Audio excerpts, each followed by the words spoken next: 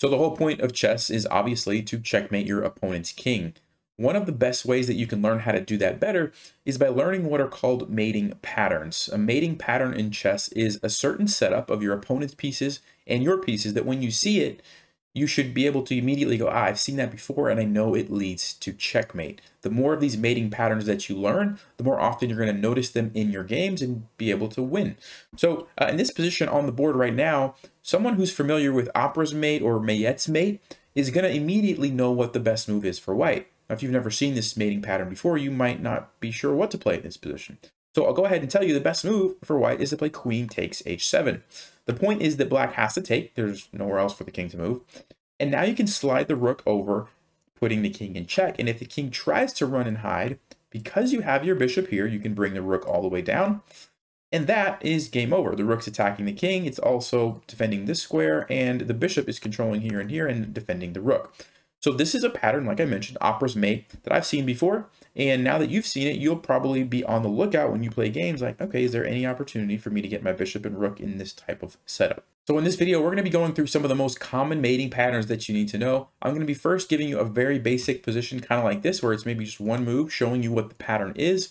And then I'll be giving you a more complex position, kind of like this position, where you have to figure out the setup leading into the mate, because that's an important point. Most of the time, your opponent is not just going to walk into those setups for you and make it easy on you. Usually it comes out of a position like this, where you kind of have to set it up first with some sort of sacrifice. So you're going to get some practice with that as we go through this video. I recommend when I give you those more complicated positions that you pause the video, try to find the move yourself first, and then move on and see what the solution was. Let's go ahead and get started. We're going to start with the most basic and obvious ones and work our way up through some more difficult ones that involve other pieces besides, just the queen. But the most basic and probably one that you've seen before is just the queen in front of the king. Whenever the king's on the edge of the board, you can put your queen in front of it. As long as the queen is protected and can't be captured by another piece, it's always going to be checkmate immediately. You don't even have to really think about anything else. Is it protected? Can any of black's pieces take the queen? In this case, there are no pieces, so the answer is it's always going to be checkmate. Keep an eye out for that one. All right, so here's a slightly more difficult example of the same concept, but if you want to pause the video and figure out what white should play here, go ahead and do that. For those of you who already see it, the move is just queen to g2 check. Black could sacrifice their queen if they want, or just try to move the king back, but then we can put the queen, remember, up against the king, which is on the edge of the board. It's protected by one of our pieces, and none of black's pieces can immediately capture the queen. I don't have to think about anything else. I just know it's going to be checkmate, because whenever the queen is in front of the king, it's always checkmate if it's protected. And this is one of the most common patterns you will see in chess. It comes up in lots of different ways. Sometimes it's a knight, sometimes it's a bishop, sometimes it's a rook defending the queen, sometimes it's a pawn, sometimes it's the king. Lots of different situations, but whenever the queen's in front of the king, it's checkmate. All right, the next pattern is extremely common, especially in low-rated player games, but basically after someone castles, their king can be stuck behind a wall of pawns. Once the back rank becomes available, you can simply bring a rook or a queen down, and you have checkmate on the back rank. So be careful as you get towards the end of the game if your king is stuck behind a wall of pawns. All right, here's a position with the exact same mating pattern, although it's a little bit trickier to find. Go ahead and see if you can spot this one.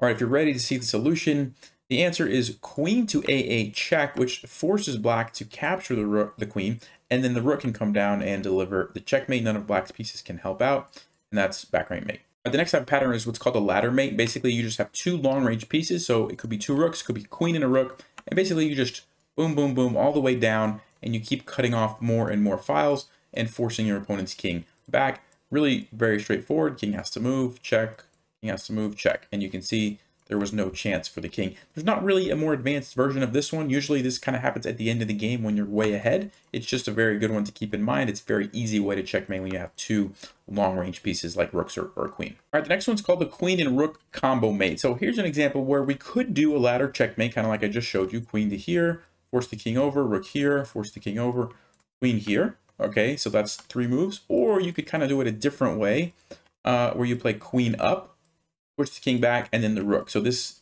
sort of setup with the queen and rook, where the queen is defending the rook diagonally, it is good to keep in mind. This is obviously a very basic example, but look out for this queen and rook combo idea. And here's a slightly more complicated version. Go ahead and pause if you want, figure out what move to play for white. Okay, and if you're ready to see the solution, you can just simply play queen to h6. It's defended by the bishop, so it's forcing black's king to go back. Doesn't really matter where.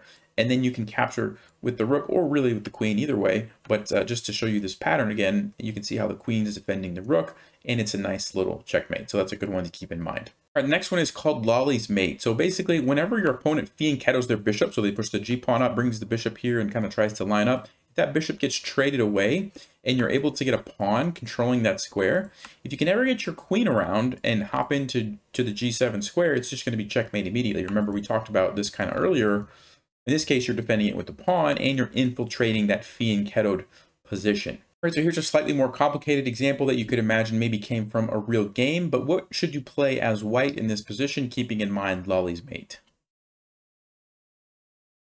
Well, that's correct. You should play the move f6 because what you're doing is creating this, checkmate idea on g7. And even though it does give black a turn to do something, there's really nothing good that black can do that's going to stop your plan from going here, right? So that's definitely one to keep in mind whenever they fianchetto the bishop and somehow the bishop gets traded away. All right, the next pattern is called Damiano's Mate. And basically what it means is a pawn is kind of confining the king, and then the queen comes in and delivers the checkmate. So here's a good example. The king's actually trapped by their own rook, and then the pawn is kind of controlling the escape routes this way.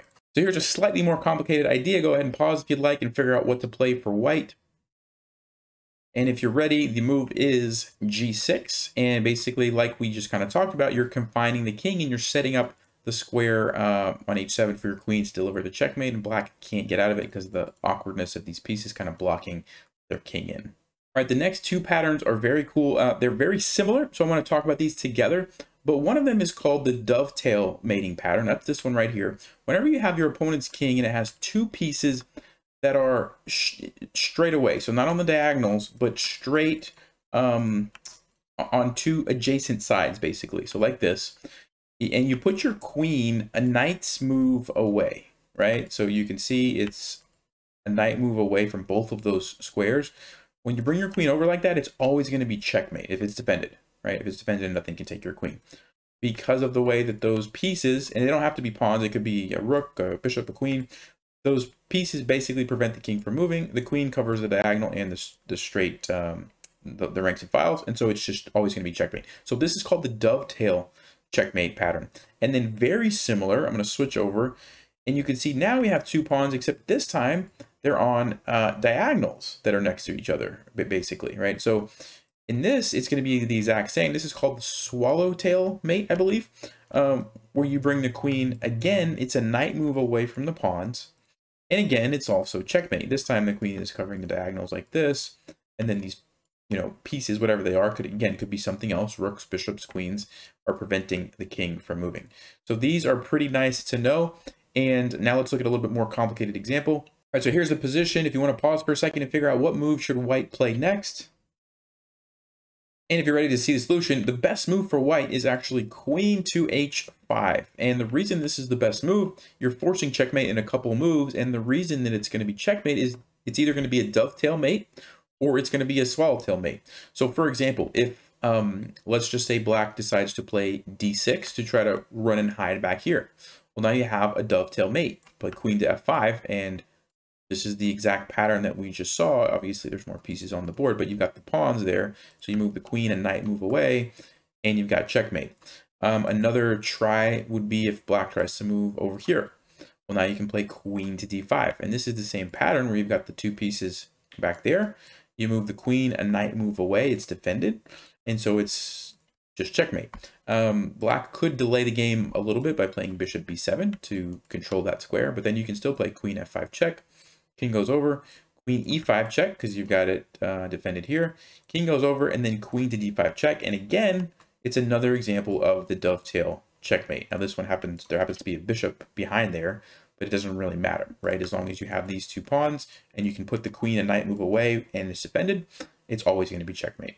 Those are actually some of my favorites. I just think it's pretty cool how the queen works that way, and as long as you remember that little knight move away, it's pretty easy for this to pop up in your games. All right, the next pattern is called Epaulette Mate, and it's basically when your opponent's king has two pieces on either side of it, preventing it from moving, and then the queen comes in and delivers the checkmate, because the queen's controlling all the squares in front of the king and attacking the king, and whatever pieces are there, could be like a, well, it really actually has to be rooks in this case, because if it was a bishop, the bishop would be able to block, and if it was a knight, the knight would be able to attack the queen. So it has to be rooks, but the rooks stop the king from moving from side to side.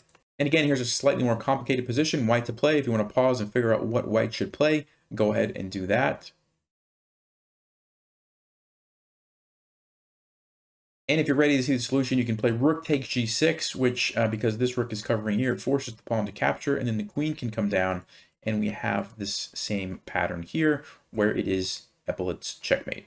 All right, and the last mating pattern involving the queen, and then we're going to look at some other ones with just other pieces, but this is called Greco's mate, and it's basically when you have, it's almost like a back rank checkmate, where the king is stuck on the back or the side rank, but you're using the bishop to kind of prevent one of the escape squares. So normally, like, if the white queen tried to go here, it wouldn't be checkmate because the king could slide over. But in this case, the bishop is controlling the escape route, and then there's a pawn, so it is checkmate.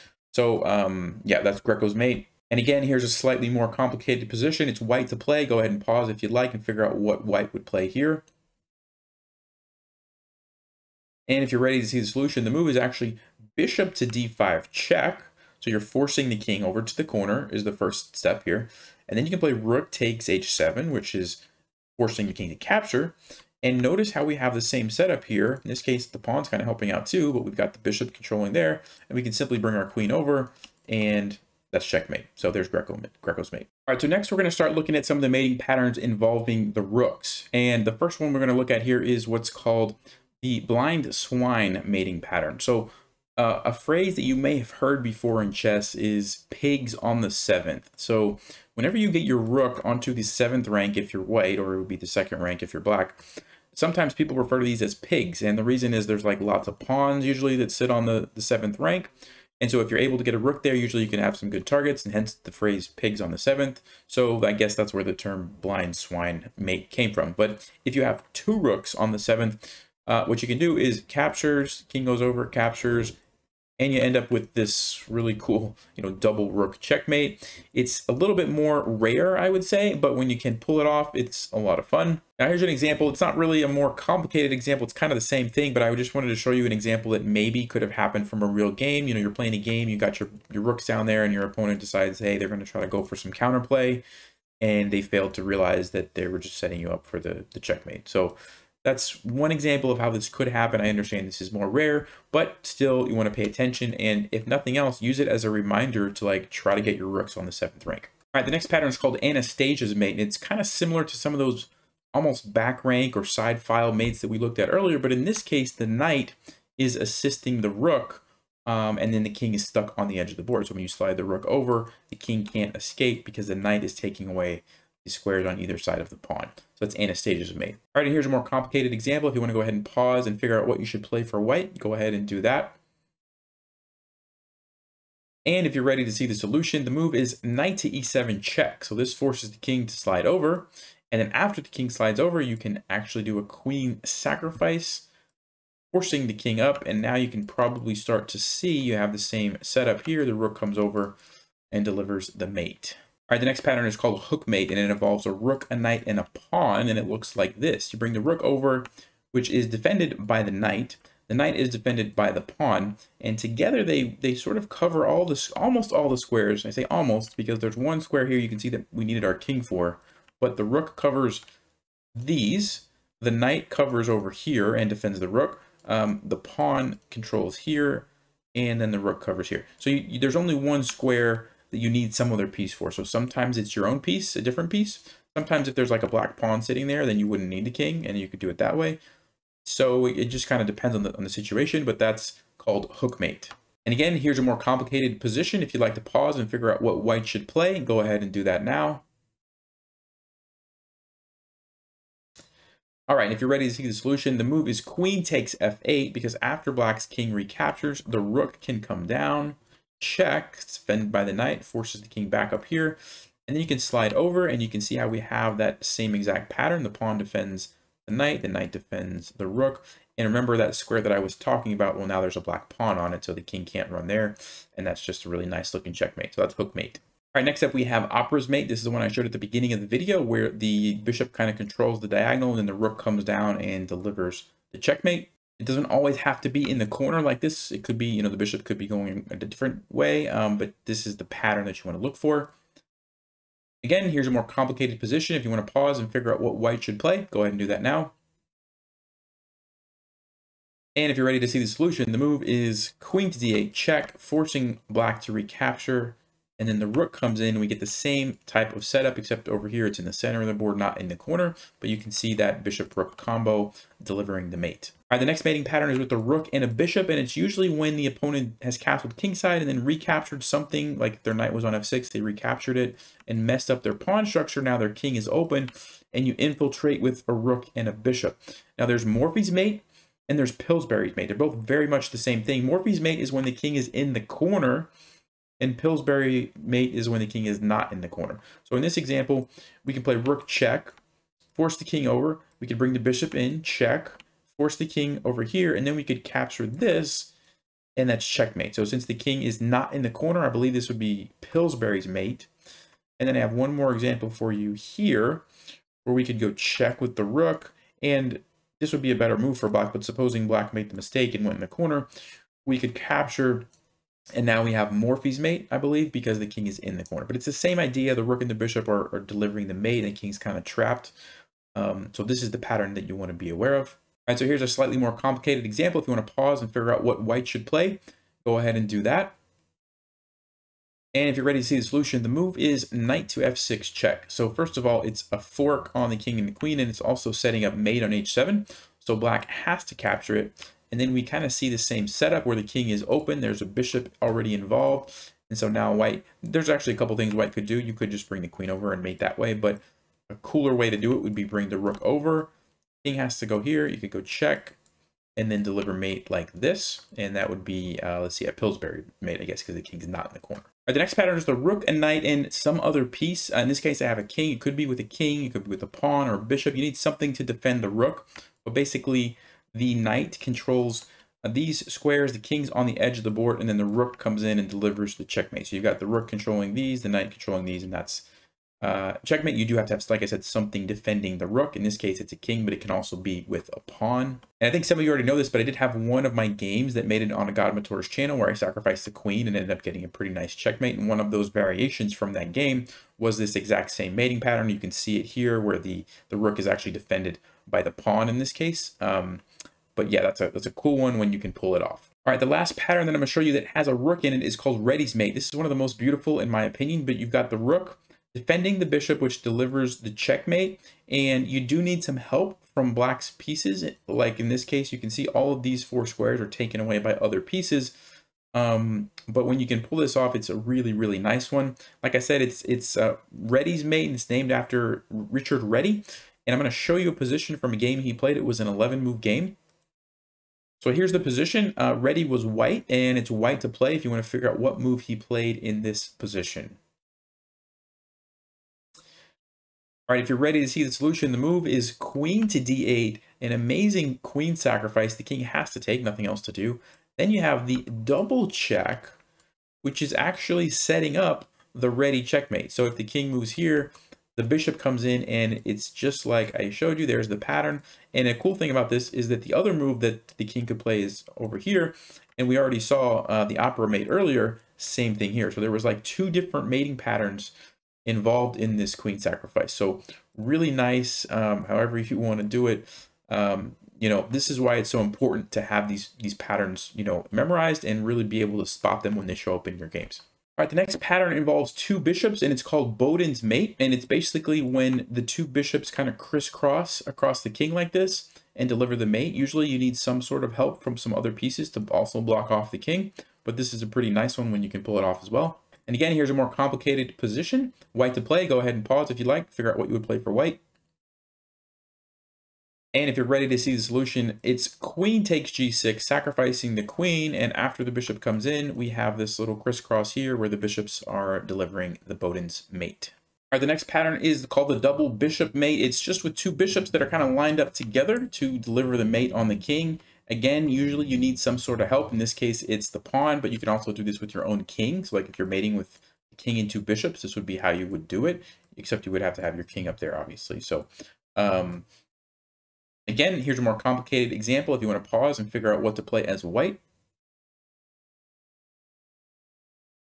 And if you're ready to see the solution, you can play queen takes f6 check. The pawn can recapture, and then the bishop can take, and we have this nice double bishop checkmate.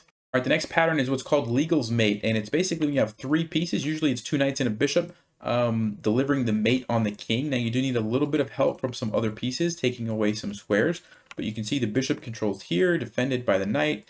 This knight controls here, and then this knight is delivering the mate and taking away the f6 square. And this is actually named after an opening trap called Legal's Trap, and so I'll show you pretty common example out of the Philidor defense. So we have bishop g4, knight c3, h6 is a really bad move, and now white can actually sacrifice the queen. And if black takes it, I'll go ahead and let you figure out how do you proceed from here as white. And if you're ready to see the solution, it's bishop takes f7 check, which forces the king to move up. The knight comes into d5, and this is basically the same position that I just showed you, and it happened right out of the opening. So it's a good one to be aware of. It's not often that it happens, but sometimes against unprepared opponents, you can pull this one off. So that's Legal's Mate. Right, the next pattern is a knight and bishop combo, and it's basically just when you're taking advantage of a fianchettoed king where the bishop is gone, and the bishop's controlling those squares, and the knight comes in and delivers the checkmate.